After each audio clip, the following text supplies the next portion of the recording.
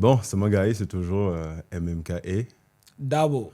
Donc voilà, ça ne change pas. Mais dama bëggoon ñu waxtaan ci benn affaire tey. Il y a tout récemment dama def vidéo boo xamante ne. J'étais en train d'expliquer quoi ne boo nekkee jeune nekk célibataire bul teel a takk jabar. Il faut nga poser say base ah jéem a wut benn genre stabilité quoi balaa ngaa dugg ci soxna. Mais dama gis ne ñu bëri ils sont pas d'accord avec ce que j'ai dit wala du moins ils n'ont pas compris sens bi nga xamante ne foofu laa doon waxee. Donc on va essayer de parler de ça. jéem a gën a élargir jéem a gën a détailler.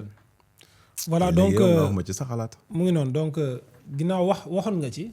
waaw donc di nga ñu xaw a résumer un peu rek la nga ca waxoon pour que ñu mën a dugg. ci sujet bi ok si mën naa résumer. li ma waxoon mooy. boo nekkee jeune amagoo soxna. t'as moins de responsabilité. Ouais. Donc foofu noonu entre guillemets mën nga prendre plus de risques. pour xam nga poser les bases par exemple se lancer dans des business jéem a mën a épargner pour mën a def quelque chose. loo xamante ne minimum mën na la may benn genre stabilité. balaa ngaa dugg ci soxna. parce que soxna charge la. rawatina boo amee doom c'est encore plus de charge. donc foofu noonu laa doon waxee quoi moo tax ma ne par exemple si t'es jeune bul teel a marié mais jëmal nekk ci sa bopp nga xamante ne au minimum ëllëg. boo demee ba am soxna. yow di nga xam ne genre am nga le nécessaire daal pour mën koo yar ni mu waree. d'accord xam nga comment fi ma waxee. bu baax mais loolu c'est une évidence man.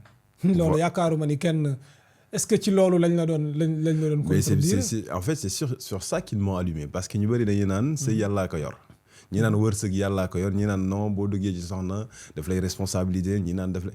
pourtant même loolu sax wax naa ko ci vidéo bi yow nag bon bëgg naa cee am sa xalaat quand même. man moo ci sama xalaat bon. ñu jéem ci argumenté daal gën ko approfondir. gën ko yaatal bon man li may wax mooy. nit dafa am loo war ak sa bopp. waaw. boo jógee it di am koo àndal daa am li la war ci moom. dëgg. nit dinaa def li ma war lépp ci moom. xëy na loolu mën nga ko dugal feneen. c'est vrai mais dafa am loo xamante ne nii. mooy sa cër ci moom. cër la maanaam mooy sa cër loolu da nga ko war a matal. voilà même boo ko matalul it nga def ci loo xamante ne nii dina doon sutura. sutura ok. comme man fi mu bëgg a waxee. si bu baax war nga ko war a mën a suturaal. donc même bu ñëwul ci matal sax parce que boo ne matal xëy na moo bi daa xaw a rëy. oui si. mais nañ ko tuddee suturaal. suturaal nit boo ko jëlee. nekk ak moom muy sa soxna wala lu mu mën a doon. war nga ko war a mën a suturaal parce que dafa am loo xamante ni nee nañ moo la war ak sa jabar dañ ne yaa koy dëkkal. est-ce que doo andi xadis bi mu gën a leer. da nga gis ni dafa am xadis. je sais pas peut-être am na xadis je sais pas mooy arabisant bi les gars. léegi loolu li ma ciy wax mooy léegi xoolal tey dinaa la jox dinaa indi xadis bii nga tey gars yi gis ngeen tey moo ne ma indi xadis. Ali ibn Abi Talib ba mu bëggee. jël soxna kan la bëggoon a jël soxna Fatima di doom ci yonent bi sallallahu alayhi wa sallam. yonent bi sallallahu alayhi wa sallam daf ko ne indil can Ali ne ko yoruma awma can yoruma dara j'ai rien.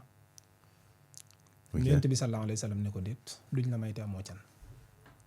te yonent bi sallallahu alayhi wa sallam lan la ci Ali mag la ci moom. baayu Ali ak baayu yonent bi sallallahu alayhi wa sallam ñoo bokk. ay ñoo mbokk bokk ndey ak baay. ah oui en plus.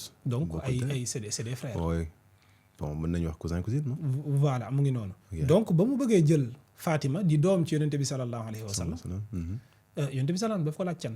Ali ne ko awma dara mu ne ko déet il faut nga joxe can pour que ñu mën la ko jox. ñu mën la ko may. Ali ne ko awma lu dul sama comment dirais-je mooy yooyu ñu doon sol di ko protéger woo ci xeex yi. xaw ma kollu la ko olof di wax xaw ma nan. bu ma juumee gars yi corrigé ma. je connais pas. loolu la Ali jël dem jaay ko ngir mën cee joxe can foofu li ñu ci yonent bi sallallahu alayhi wa sallam di jàngal mooy lan mooy kon ndeke sëy balaa nga ciy dugg dafa am loo xamante ni c'est le minimum. c'est le minimum dëgg la. ba mu ko ne yoruma neewu ko waa kaa ma jox la noonu gratuitement. pourtant sëyu mbokk la. sëyu mbokk la en plus. pourtant ñoom ñaar ñëpp moom mooy seen kilifa. seen kilifa c'est vrai. mais dafa am li ci war. te loolu bàyyi ko def ko laaj. xam nga loolu phase bu maye bi la. léegi bu fekkee phase bu ñu la mayee ba pare. ni nga war a yore sa jabar. loolu islam est-ce que wax na ci dara. yàlla dafa ne ci alquran ku mënul yor jabar muñal. loolu leer na. ku mënul yor jabar muñal. léegi nu ñu yoree jabar. maanaam lan mooy li nga xam ne c'est des obligations ci gannaaw ba nga takkee doomu jàmbur. waaw léegi loolu obligation yi tamit ngandul il faut que tamit gars yi xam loolu maanaam du dama am jabar dama ko war a jëndal oto. non dama ko war a utal kër. non les obligations rek. obligation yi man xam nga lan laa koy tuddee. man damay comme obligation mot français la man dama naan suturaal. suturaal. bàyyi mot boobu li ci ne dafa bëri. non si c'est en fait ça day tënk lépp. dafa tënk lu bëri quoi sutura mënal suturaal nit ki balaa nga nekk ak moom. bu dee leer na la ni kii mënuma ko suturaal te sutura dafa yaatu. dafa yaatu c'est vrai. mënuma ko suturaal pour man waragu la. waragu la non. ok loolu de moom leer na. waaw pour man waragu la quoi. day rejoindre à ce que li nga xamante ne moom laa waxoon xam nga jamono yi du benn. à l'époque mënoon nga takk soxna. xam nga ngeen di taaba parce que la vie n'était pas aussi difficile que là maintenant. Ouais. mais léegi sànq maa ngi ko doon expliquer rek bu fekkee ne da ngaa takk soxna. nekkoo leen par exemple village. nga xam ne da ngeen di bay. di dunde par exemple foofu nga xam ne boo amee xaalis boo amul xaalis mën ngeen a dund parce que li ngeen di bay mën ngeen cee jariñ. tu es obligé nga am situation bu stable pour mën a dundal nit ki convenablement. non seulement pour mën a yori sa bopp. mais aussi sa jabar nga mën koo gérer. convenablement. et aussi boo ci amee njaboot ëllëg. sa njaboot googu aussi nga mën leen gérer convenablement. c'est vrai. on est d'accord. mais damay naan kuy jooy mënta nax kuy jooy. te Wolof Njaay moo ko wax. Munoo par exemple yow c'est déjà assez compliqué pour te gérer toi-même. C'est déjà assez compliqué pour gérer ta famille. te loolu beneen sujet la parce que bon sànq waxoon naa ci aussi defoon naa ci vidéo par exemple. ñuy wax naan non man lu may def ci sama famille lu ma war a boobu dama ne woon. famille wu da nga ca war a def. certes mais dafa war a am ay limites. d'accord foofu aussi am na ñu bëri n'étaient pas d'accord. dañ doon wax naan non sama famille la dañoo sonni ci man dama war a def lii dama war a def la donc yow supposons. nga war a def ci sa famille. war a def ci sa bopp. loolu yëpp tu galères à le faire mais nga bëgg a jël doomu jàmbur aussi bëgg a fone njaboot aussi dans les mêmes conditions. d'accord est-ce que du metti est-ce que maanaam doomu jàmbur bi doo ko teg yenn souffrance yi. un jour ñu ngi ciy waxtaan. ma ne la famille bi nga jóge ëppul njariñ bi ngay créer bi nga xam te ni yow yaa ko fondé. on est d'accord. famille bi nga fondé moo ëpp solo bu dee am na ci lenn lu ñu la war a évaluer du ci famille bi nga jóge lañ lay évaluer mais ci famille bi nga xam te ni yow yaa ko fondé ci loolu lañ lay évaluer et c'est important lu nekk dafa am priorité. et je vois un peu le contraire. parce que Sénégal généralement. doom yi ñooy gérer ci famille yi nga xam ne foofu lañ jóge ba pare ñoom seen bopp bu ñu demee ba dem mag doom yi nga xam ne ñoom lañ jur mooy ñoom. c'est à leur tour ñu mën a gérer seen parents yi xam nga ndax comprendre li ma wax. comprendre naa li nga wax bu baax. et c'est grave. il y a un dicton buy wax loolu naan nit boo koy dimbali lu bari da nga koy affaiblir. c'est vrai. au fait ji nga ñun li ñu tuddee jàppalante sax ñun jàppalante wuñ ne même. c'est-à-dire plus clair. li ma bëgg wax foofu mooy. ñun dañoo foog ne dañuy jàppalante dañoo foog ne dañuy dimbalante dañoo foog ne dañuy tegante loxo. mais yow nga gis ma ci mbir xam ni kii bu ma ñëwee. yombalal ko maanaam dimbali ko ci dootul am fullaak faydaak jom guy tax mu dem uti mbir moom. boo ma ko defalee yaa ngi may yàq. dëgg la. comprendre fi ma donc en quelque sorte dañuy lorante. voilà tey ñun c'était pas mënuñu woon a comprendre nit dem maa ngi fàttali ko temps booy dañ ko doon wax. dañ naan Europe boo amee 18 ans xam nga da ngay génn sa kër dem fan mais loolu mooy yoon. mais dans quelles conditions. waaw mais loolu mooy yoon. maanaam nit ki dafa am âge boo xam te ni bu ci yeggee maanaam li ma bëgg a foofu mooy dafa am âge boo xam te ni bu ci nit ki yeggee war na war a mën a jéemal boppam. jéem a indépendant. jéem a am benn indépendance. benn indépendance c'est vrai. comprendre nga maanaam jëlaat vie am en main. jëlaat vie am en main. tey say waajur dañ la fi indi dafa am benn âge boo xamante ni nii ñoom peut-être ñoom ñooy responsable yi. am fu ngeen di dem da ngeen di xaw a partager les responsabilités. si ouais. ngeen demaat ba ci kanam nga jël yow sa responsabilité entièrement quoi. donc noonu lay demee. si je suis d'accord. boo demee nag ba jël sa dem bay xalaat muy jub. sa waajur di am xalaat ngay wuteeg moom xalaat muy gisee nii ngay gisee nee. war nga war a mën a xàlli tamit sa yoon. waaw wax dëgg yàlla nga xam ne il est temps quand même. nga jël sa propre envol on est d'accord. ouais. vas-y. ci loolu aussi. dinaa indi beneen récit prophétique le prophète disait que ayyuha shabab man istata'a minkumul baata falyatazawwaj.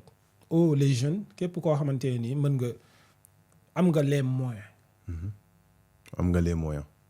man istata'a képp mën nga am nga les moyens. pour takk jabar na nga takk jabar. na nga takk jabar donc là on voit bien que am les moyens quand même dafay am solo.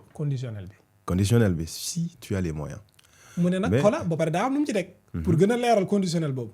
bu fekkee ni nag mënu leen ko na ngeen woor ndax peut-être woor bi ngeen di woor dina wàññi seen plaisir quoi ba du ngeen dem ci loo xamante ni baaxul. justement parce que loolu ñëw na ci lu bëri aussi.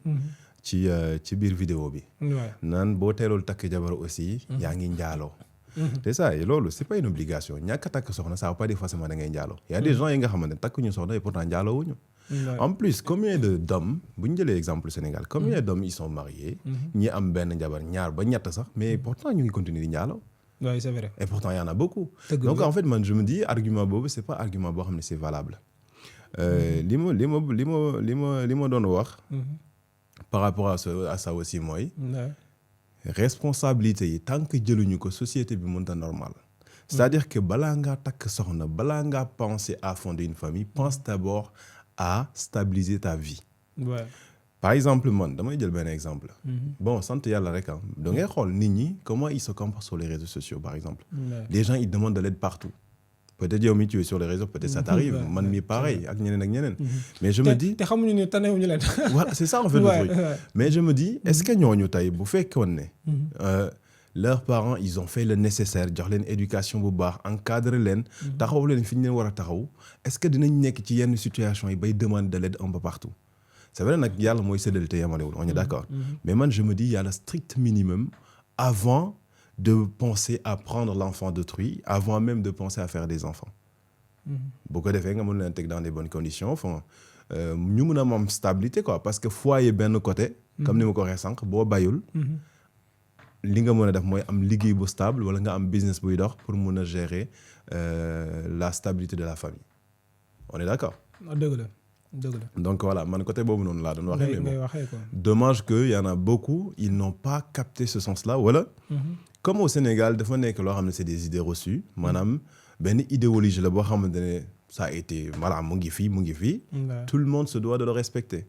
Et celui qui dit le contraire est considéré comme anormal ou wala kooku dañ koy diaboliser genre voilà. En plus beneen affaire. On n'est pas tous obligés ñu d'accord sur des idéologies. Mais on peut se permettre, par exemple, de poser des débats. Madame, yow su ma waxee dara d'accord ci mais tu peux répondre mais avec respect. Avec philosophie, tu vois. C'est vrai, ouais. Sans insulte ni manque de respect.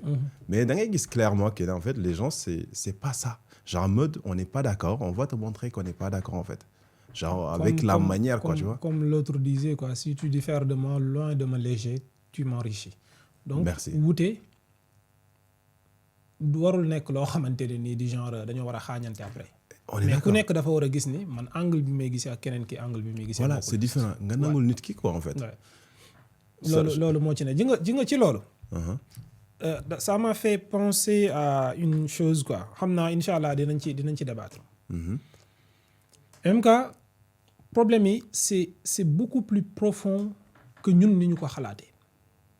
C'est-à-dire. xam nga tey par exemple koo xamante ne nii ba léegi day delluwaat ci sa wax.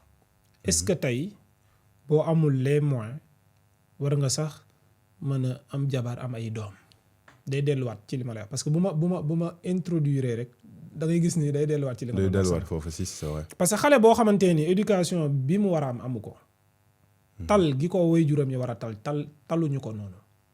peut-être mu ngi juddoo yaru ci benn manque. am yu bari yoo xamante ni dund na ko te du yoon mu dund ko comprendre fi ma bëgg a waxee. bu baax. mu ne ci loolu ba dem ndeysaan màgg ci loolu ba dëgër ci loolu. wala bàyyil ma ne sax ba màgget ci loolu.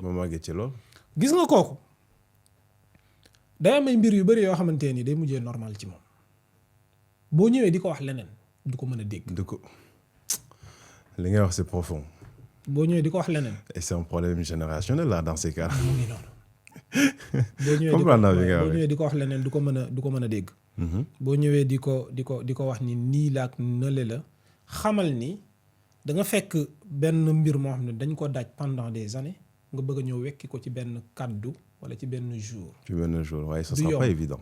absolument donte nag on a l'obligation que ñu wax ak nit ñi comme ça genre gi yee leen jéem a indi des idées différentes yoo xamante ne ni dina leen sax xaw a dans un premier temps daf leen di xaw a choqué quoi dina xaw a heurter un peu seen intelligence quoi ak sensibilité. waaye c'est vrai comme naan fi mu bëgg a waxee dañoo soxla loolu dañoo soxla dégg loolu parce que bu ñu ko déggee déggaat ko après day commencer normal ci ñoom. idée boobu aussi wala idéologie boobu aussi dañ koy commencer normaliser après ci noonu nag la ñuy mën a balancer pour xam. jéem a trouver équilibre quoi fan la li nga wax c'est vrai.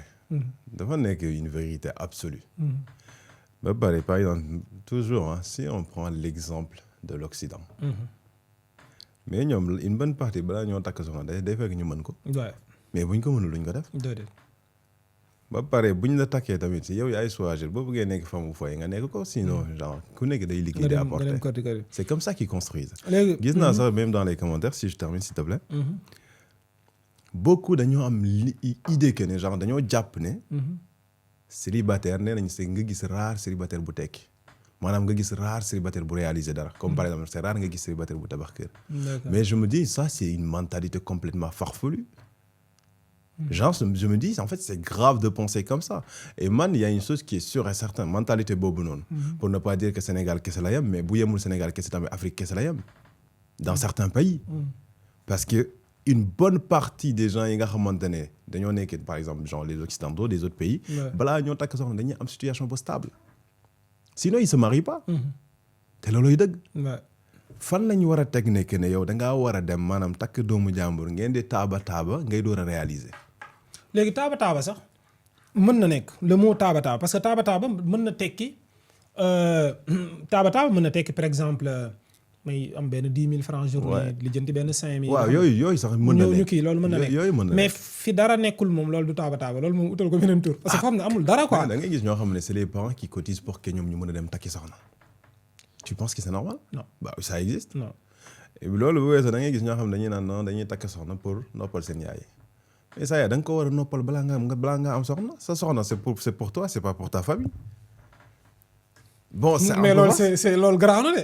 mais il y a des gens yoo xam ne c'est comme ça. dama bëgg a takk soxna pour noppal sama yaay. wallahi wazim yaana am na ñoo xam dañ koy waxal sama yaay dafa sonn damaa bëgg mu noppale ko. non dégg naa benn waay wax ko mu ne. man bu doon man kese du ma takk soxna mais man bu ma takkee soxna sama yaay moo tax. mais takkoo soxna bindaan ngay wut.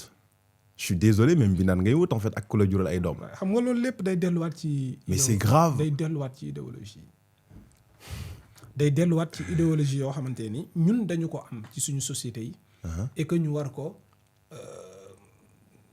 ça doit changer. ouais en fait ñu war ci poser wu ay questions. déjà boo ñëwee ne dañ koy changer. foofu du mbir mi foofu la nekk xam nga man nan laa lay waxee aborder ko noonu quoi. nee leen nañ ci dugal ay laaj. même ji nga philosophie. c'est des questionnements. dama d'accord ci la nga wax mais est-ce que xam nga ne on n'est même pas obligé. parce que c'est question de bon sens. c'est très simple à comprendre. ci yow. non même je pense pour tout le monde. non mais comme mën naa la d'accord loolu. en fait genre. dans le sens où. ouais. comme dafa nekk loo xamante ça instauré depuis des années. depuis des générations.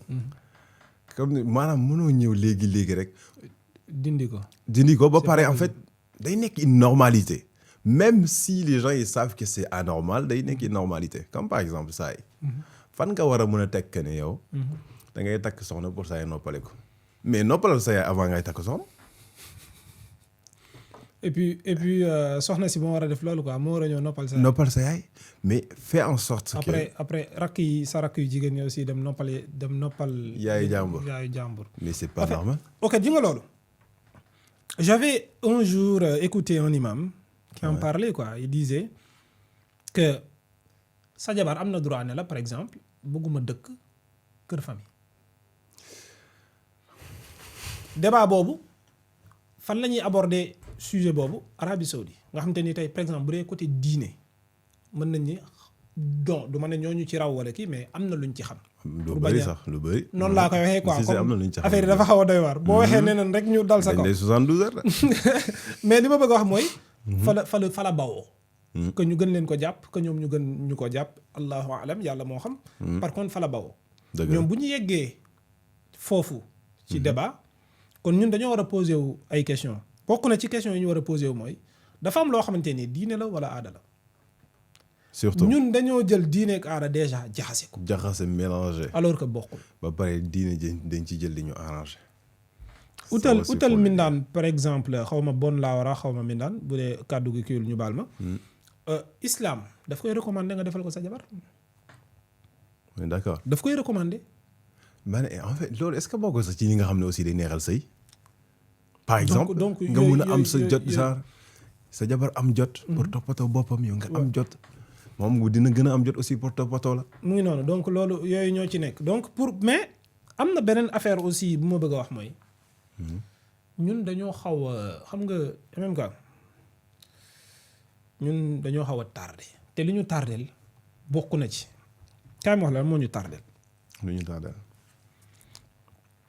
dañoo nekk di roy ñoo xamante ne nii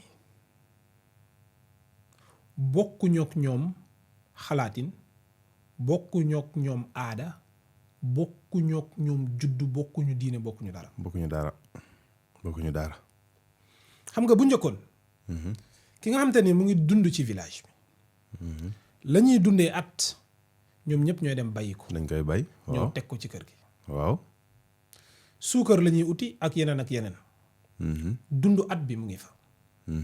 te li ci doy waar mooy islam est-ce que xam nga ni ki mu considéré pauvre mooy ku yorul dundam at.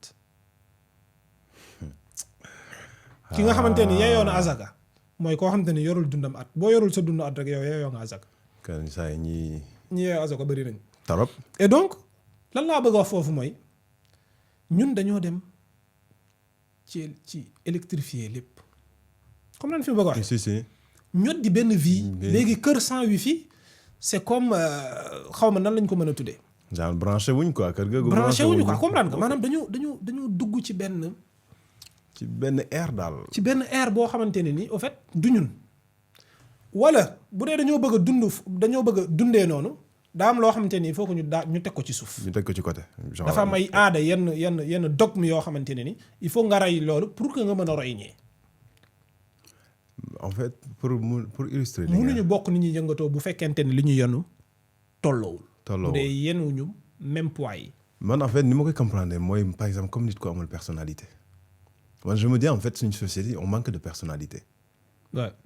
parce que genre dañoo am suñu yëfu bopp ba pare. niñ ko war a valoriser mettre ko en avant. joxuñ ko gëdd boobu. dëgg la ba pare dañuy roy loo xamante ne ça ne correspond pas. mu ngi noonu ñu bëgg a jumeler les deux. du jàll moo andil ñu coono en fait c'est compliqué. loolu mooy problème bi. léegi nag c'est quoi solution. léegi solution bi ci loolu mooy. man jàpp naa ni. da ngay gis koo xamante ni par exemple maanaam bu fekkoon ni jamono ju jiitu la nga ñëw nga am sa benn tool. waaw man samay papa ak samay yaay expliqué nañ ma ni bu njëkkoon doon nga bëgg sax soxna dañ lay jox tool nga bay ko. waaw ba def lépp. mais loolu am na. ñu may la ci soxna waaw. donc yaa ngi gis donc ñooñu foofu lañ nekkoon. mais léegi àdduna bi dafa changé. ça a complètement changé. léegi nag changement boobu noonu bu amee. boo jàppee ni même idéologie yi nga yoroon démb ak barki démb moo ciy marché yaa ngi nax sa bopp. c'est vrai. comme lan fi bëgg a waxee. yaa ngi nax sa d'accord. bopp. teel a sëy dafa baax dëgg la baax na. mais ci kan la baax. ci kan la baax. jigéen booy sëy doo sëy ak jëkkër kese da ngay sëy ak nijaay kii kati ok tolloon nañ ci jamono jooju. ouais. mais est-ce que tey ñun ni ñu yare suñuy doomu jigéen mën nañoo ñëw dugg ci këru 50 personnes. pour gérer loolu yëpp. wax ça sera xam compliqué. nga tey ndaw si yar du yar boobu lañ defoon ci moom. voilà ba pare. pour ma ñëw foofu xale be waaw. moom dafa nekkoon ak yaayam gis ko muy togg mbana muy def di gérer. des trucs comme ça. mais kii dafa ñëw par exemple nekk ci benn appartement. Cocon. wala benn kër gu ndaw. nga bëgg a ñëw génnee ko foofu yóbbu ko ci kër famille wala conditions yi nga xamante ni moom ci la juddu màgg ci bokkul ak kee nga bëgg ba léegi téye les mêmes principes téye les mêmes idéologies non jàmbaar. ça je suis totalement du d'accord. sotti. en vrai c'est du sotti. te dafa am contraste bu rëy a rëy par rapport ak certaines époques. ak ñun li ñuy dund léegi. bëgg-bëgg yi dañoo gën a yokk. waaw dund gi dafa gën a cher. waaw ba pare tentation yi dafa gën a bari. waaw c'est vrai. par exemple yenn somme yi nga mënoon am. pour gérer sa foyer. yi peut-être il y a de cela 20 ans ci ginnaaw. boo ko amee léegi doyul. Ouais, c'est vrai. même bu fekkee ne sa jabar dafa doylu sax. parce que en fait dafa am yenn détails yu bëri yoo xam ne dafa rentrer en jeu yi nga xamante ne boo bëggee dund dans un certain cadre de vie. da nga ko yittewoo. xam nga yaa ngi comprendre fi ma waxee que ça soit pour sa soxna. pour si yow sa jëmmi bopp sax. wala aussi pour yow say doom. donc c'est ce qui fait qu'en fait. dans tous les cas boo nekkul dans un cadre bi nga xamante ne comme ni ñu ko waxee da ngay bay. même bon bu ma jëlee exemple par exemple am na ñoo xamante ne ñoom amuñu woon yenn alal yi. mais dañoo bëri woon ay tool. donc il se permettait. jamono jël looloo alal. voilà takk jabar yu bëri def doom yu bëri. est-ce que xam nga ñuy dem ci tool yi di bay est-ce que xam nga doom yu bëri sax ci jamono doole la alal la. waaw parce que tool yi boo amee doom yu bëri ñoom ñooy dem di bay. mu ngi noonu nga am dund bu doy. am di leen dundal par exemple. mais ak suñu jamono ji mais c'est complètement différent. c'est vrai. t'as vraiment besoin d'un strict minimum par exemple. pour mën a gérer un foyer comme il se doit pour te gérer toi-même mais pour mën a gérer un foyer comme il se doit. te nit dafa diis. nit dafa diis te bu ñu seetee par exemple Sénégal. xam nañu salaire yi taxul mu demee noonu. ba pare nekkul ñëpp am liggéey. par exemple jigéen ñi nga xamante ne dañ leen di takk ñu nekk genre ñu nekk di liggéey seen jëkkër di liggéey di ñëw ñoom ñuy liggéey di ñëw. bariwul. une bonne partie c'est des femmes au foyer. donc source de revenu bi nga am mooy sa jëkkër mooy dem wuti andi. mais dans ces cas-là. mais c'est tout à fait normal que sa jëkkër mën a am benn genre stabilité pour mën a gérer foyer bi mu te en même temps aussi da ngay takk soxna di ko gérer di gérer ay doomam mais aussi t'as une famille derrière à gérer. c'est-à-dire famille fi nga jógee. tu vois un peu ce que je veux dire. bu dee amoo doole bi doo dem. day metti quoi. non du metti sax da nga dul dem. ça da ngay crever boo amul doole bi da ngay crever. léegi ji nga foofu. comme ni ma ko waxee sànq. daam loo xamante ni nii. du diine aada la te il faut que ñu jàppale société bi pour mën a def différence boobu maanaam mën a différencier ces deux. wala même sans un détachement je dirais. ouais c'est très important. ok mën a xam loolu. tey boo delluwaatee un peu ci côté religion. boo delluwaatee un peu ci côté religion ba léegi damay dellu si waat ci li nga doon wax sànq naan est-ce que boo ko mënul war nga ko war a mën a def. am na ñu bëri par exemple il y a comment dirais-je un verset coranique bi naan même bu ngeen sëyee mbëggeel am seen diggante cofeel am yërmande am ngeen sëy ci ñàkk yàlla xëy na mu ibbil leen buntu wërsëg. comme nan fi mu bëgg a waxee bu baax. am na tey koo xamante ni ok c'est possible nga nekk jeune nekk ñafekat ñëwagul maanaam li nga yóotu jotagoo si waaye. am jigéen goo xamante ni moom it bëgg na la xam na ci condition de vie yi nga nekk ñëw na pour fekk si la ci loolu pour ngeen ànd uti dara. mën nañ ko comprendre. yàlla bu ne ñu mën nañ ko comprendre yàlla bu ne ñu même bu ngeen amul dara wërsëg mën na leen dab te loolu bëri na am na ñu bëri ñoo xamante ni ba ñuy doog a tàmbali. ci ay mat la lañ doon tëdd. ñu dem ba benn moment. am na mu demee si. xam nga offrir seeni doom vie boo xamante ni ñoom amuñu ko woon. c'est vrai. boo laajee ku góor ki dala naan sama jabar moo ma dooleel. boo laajee yenn saa yi ku jigéen ki dala naan sama jëkkër. waaw moo ma suturaal. moo ma dimbali. dëgg la de. loolu dafa neex am na mais xam nga loolu dafa am condition yu bari yu war a daje pour loolu mën a am. dafa am condition yu bëri. yu war a daje ñëwal ci condition yooyu. parce que c'est important li nga wax c'est très important. pour loolu war a mën a am. xam nga ñu bëri dañ naan islam wax na lii rek ñu bëgg cee. mbëkk rek dem généraliser yaakaar ne c'est valable pour tout le monde. lépp lu mu la wax dafa am lu tax. gis nga MMK ki xëy dara war ko ak ki xëy dara waru ko bokkuñuy motivation bokkuñu ni ñuy jóge bokkuñu sax ni ñuy yeewoo. dëgg la objectif yi bokkul. kee bu yeewu nelaw yi du doy mais day sànni fee malaan bi jóg parce que daa xam ne man damaa war a jóg. bu ma jógul dara du baax. dëgg la.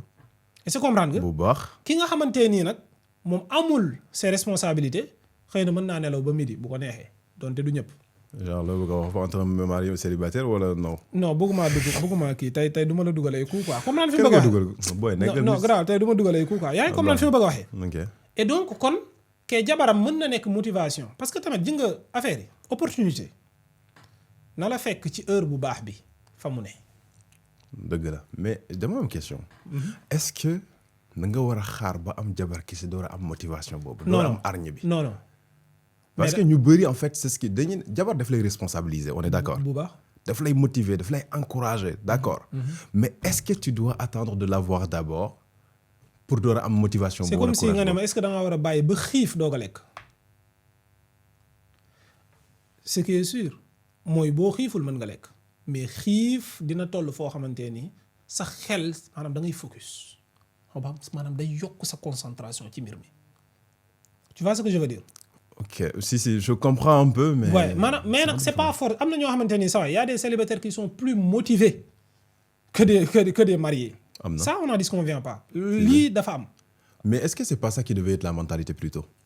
oui ci mentalité bi la mais dafa am ñoo xam. genre en mode avoir cette motivation cette hargne là de réussir. dafa am ñoo xamante ni dañoo soxla lu booster seen mentalité. waaw loolu tamit am na c'est vrai. comme nan fi bëgg a waxee. donc soxna soosu mën na nekk luy booster seen mentalité. ça peut être un boosting oui si c'est vrai. comme nan fi bëgg a waxee tey am na yow par exemple yow li lay booster ak liy booster keneen bokkul. bokkul c'est vrai. man fi bëgg a waxee donc loolu moo ci nekk c'est comme si que nga am benn devoir ñu ne la semaine prochaine nga ko war a def. après aussi. nga toog di jël sa temps bañ na suba la ngay rayante. ngay doon rayante maanaam kooku ak marié bi day mel dañoo xaw a nuroo. ok temps daf la nag. voilà. par exemple li mu bëgg a wax ci par rapport ak fi nga daanele. ci ki marié. il me semble que j'ai oublié ce que je voulais dire. pourtant j'avais une idée pertinente que je voulais partager. voilà je pense que c'est bon ça arrive. voilà. aussi. se marier avec la bonne. Ouais. C'est important. Se marier avec la bonne. Ouais. Et ne pas suivre la pression sociale. maanaam parce que am na fi nga toll. même donte amoo sax ñu ngi lay naan kañ ngay takk jabar kañ ngay si kañ ngay saa tax yow nga sóobu ci te leer na la yow mënoo ko mais juste pour benn charge wàcc la maanaam pression bi ngay dund. mun laa wàcc nga dem dugg ci. et ça peu importe li jënti woon ndax c'est la bonne ou pas bon la bonne ou pas nag loolu mën nañu wax ni sax benn instant chance la quoi yàlla moo lay dimbali. mais au minimum nga mën a jël sa temps nga mën a analyser xool ki nga xam ne genre war ngeen mën a compatible que ça soit ci jikko ci personnalité ak sax ci physique xam nga nga ngeen comprendre fi may waxee. surtout compatibilité. loolu bu amee insister foofu ci compatibilité bi. voilà c'est intéressant c'est important. Ouais. mais loolu bu amee saa yi kooku. ngeen déggoo ci lu bëri. et que yow nga nekk ko xamante ne genre yow am nga vision am nga ambition. ki ngay jël aussi la même chose mën na am benn genre intelligence émotionnelle bi war maturité émotionnelle bi. nga xam ne mën na la taxaw assister la maanaam nekk pilier pour yow quoi maanaam nekk wéeruwaay loolu pour nga dem day yomb.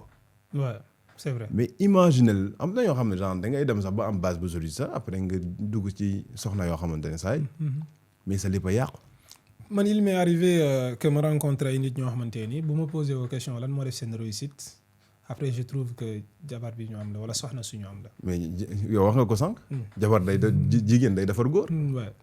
en toute sincérité. Ouais. c'est donc kii adage bi ñuy wax noonu wala anecdote bi nu ñu ko waxee. genre. dicton bi ñu naan ay derrière chaque homme. il y a une grande dame ouais, il y a une grande dame mais c'est vrai. généralement boo seetloo c'est comme ça. Ouais. c'est parce que yow am nga derrière une grande dame bi nga xamante ne. genre nu ñu koy waxee c'est. oui waaw maanaam mooy c'est la femme de l'ombre daal. Oui. ki nga xamante genre moom apparaître yow la ñuy tudd. bâtiment daa soxla fondement. mooy sa te fondement fondation bu feeñee rek bâtiment bi daanu. merci. loolu la nag. waaw maanaam moo tax aussi dafa am benn affaire bu am solo. dafa am lu moom fës. ji nga loo gis dafa am la partie transparente ak partie boo xamante immergée.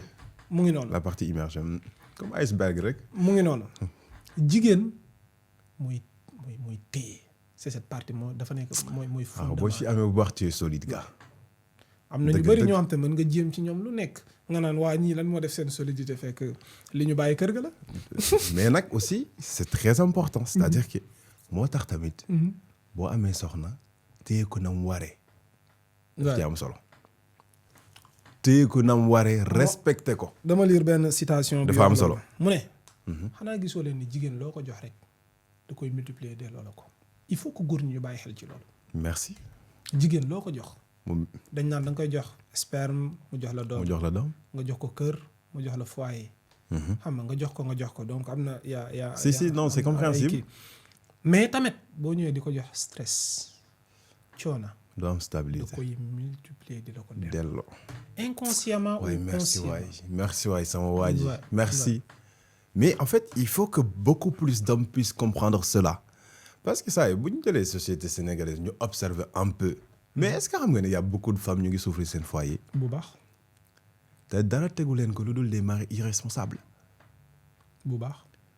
damay jëlaat exemple réseaux sociaux yi. Combien de femmes viennent pour se confesser pour raconter seen problème raconter seen histoire. après aussi ci loolu. man je me dis que bëri na de jàmbaar. bëri na non c'est trop mais man li ma ciy jot moom bëri na man mii personnellement li ma ciy jot. c'est trop après peut-être dañuy inventer je sais pas. mais non, c'est trop non dooy invention parce que aussi benn affaire am na. mais nag ji nga guddi yu ñu toll nii góor ñi am na problème xam nga tey yow par exemple yow gis naa ni da nga xaw a da ngay jël paaru jigéen ñi lu bëri quoi. c'est parfois oui. est-ce que du féministe waa ji ah. non même pas bu ma jaxase ak nit ñi. en tout cas c'est bien mais parfois c'est une responsabilité partagée. ok problème day am ci ku góor comme problème day am ci ku jigéen. loolu tamit am na c'est vrai. comprendre nga. je suis donc ñaar yëpp day am.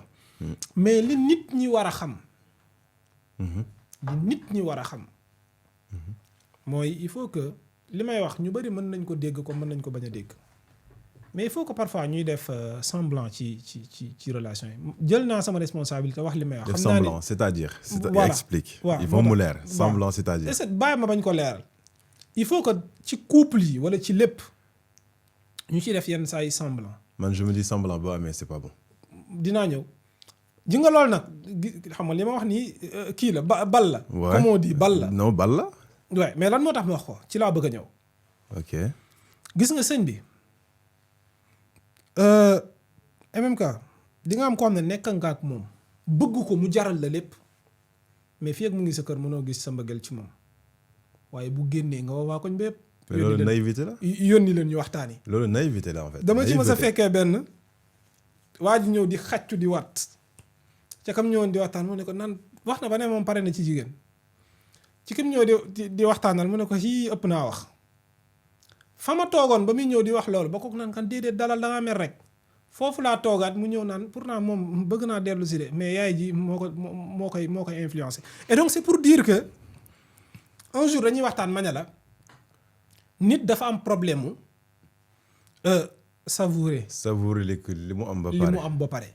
mais nag saa yi. boo déggee ma naan laan semblant. mais moo tax tromperie yi bëri. boo déggee ma naan laan semblant bu leen ko jëlee semblant wu. lu bu baaxul. comprendre maa ngi door a comprendre. bu leen ko jëlee j'ai saisi expliqué wu sax comprendre na. voilà bu leen ko jëlee foofu mais jëlee leen ko def semblant. d'apprécier ce que tu as. mu ngi même si c'est pas. mu ngi noonu ma jox leen ci benn exemple pour mu gën a leer bëgguma koon leeral dama woon bàyyi gars yi 72 heures ma un peu. non mais baa ma leeral ko quoi ça va daf ma poussé. 72 heures xajul ci yow de. ma jox leen misaal di nga génn sa kër ñëw di jëkkër di kilifa. dund lu metti.